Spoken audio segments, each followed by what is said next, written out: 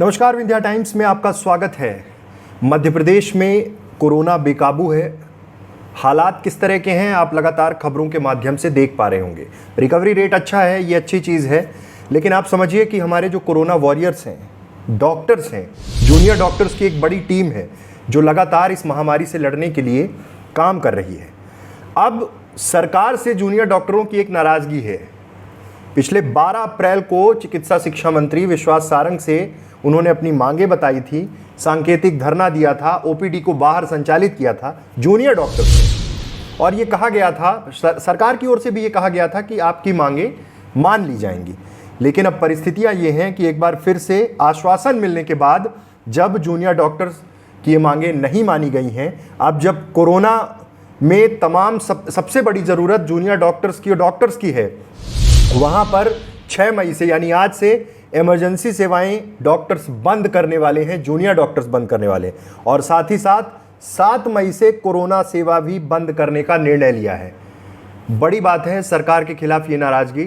सरकार से ये मांग 12 अप्रैल को की थी। सरकार ने आश्वस्त किया था कि ये मांगें मान ली जाएंगी।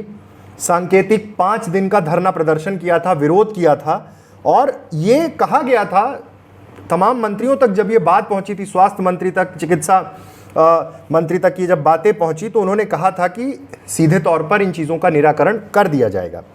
उन्होंने अपने स्टाइफंड को लेकर ये प्रदर्शन किया था, उनकी मांग थी कि वो बढ़ाया जाए। साथ ही साथ उनका ये आरोप था कि सुरक्षा नहीं मिल पाती हॉस्पिटल्स में, पेशेंट के अटेंडर कई बार मारपीट करते हैं। जिन जूनियर डॉक्टर्स को कोरोना हुआ है उनकी सैलरी काटी जा रही है। सरकार को ये सोचना होगा कि आज जब हम विषम परिस्थितियों से गुजर रहे हैं, ऐसे में सबसे बड़ी ज़रूरत डॉक्टर्स की है। डॉक्टर्स की कमी के कारण मध्य प्रदेश बुरी तरह प्रभावित है, लेकिन ऐसे में अगर जूनियर डॉक्टर्स ड्यूटी छोड़कर चले जाएंगे तो अस्पताल में हाहाकार मच सकता है। आज हड़ताल 3 हफ्ते के बाद भी जब ये मांग नहीं मानी गई, इंदौर से जो तस्वीरें आ रही, इंदौर से जो विजुअल्स मिल रहे हैं उसमें यही है कि डॉक्टर्स ने आज काम बंद किया, इमरजेंसी ओपीडी का काम बंद किया है। कल से वो कोविड की जो सर्विसेज हैं उसे भी बंद कर सकते हैं। जूनियर डॉक्टर्स एसोसिएशन रीवा के प्रवक्ता डॉक्टर अक्षत वर्मा ने बताया कि 3 मई को प्रदेश के सभी चिकित्सा महाविद्यालय के जूनियर डॉक्टर्स एसोसिएशन के पदाधिकारियों द्वारा चिकित्सा शिक्षा मंत्री से मुलाकात की गई, परंतु उसमें भी जूनियर डॉक्टर्स की मांगों को नज़रअंदाज किया गया। सरकार का नकारात्मक रुख होने की वजह से प्रदेश भर में हड़ताल का निर्णय लिया गया है। रीवा में भी इसका पालन होगा। रीवा की स्थिति है, इंदौर के जो हालात हैं, इंदौर में जिस तरह की तस्वीरें निकलकर सामने आ रही हैं, डॉक्टर्स अपनी मांगों को लेकर लगातार सरकार से बात कर रहे थे। कोशिश थी कि किसी तरह सरकार उनकी मांगों को मान ले, चेतावनी दे रहे थे, लेकिन अब जिन परिस्थितियों में प्रदेश है उन परिस्थितियों में सरकार को मध्यस्थता करनी होगी, बात करनी होगी। उनकी जो मांगें हैं उन पर विचार करना होगा। सुरक्षा की बात है, स्टाइफंड में कटौती की बात है, जो कोविड पेशेंट हो गए हैं, जो डॉक्टर कोरोना से संक्रमित हो गए हैं, उनकी सैलरी कट करने की बात है।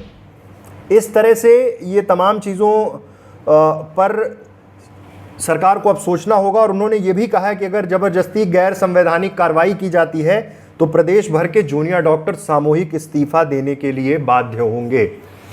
बड़ी खबर है, सरकार को पहल करनी होगी, अपनी ओर से डॉक्टर से बात करनी होगी। आज इंदौर में जिस तरह से डॉक्टर्स ने आकस्मिक सेवाएं बंद की, प्रदेश भर में जिस तरह से माहौल बन रहा है अलग अलग मेडिकल कॉलेज में, अलग अलग हॉस्पिटल्स में, उन चीज़ों से बाहर निकालने के लिए सरकार को बात करनी होगी, मंत्रियों को बात करनी होगी, ताकि किसी भी तरह से जो सेवाएं वो दे रहे हैं वो बाधित ना हो।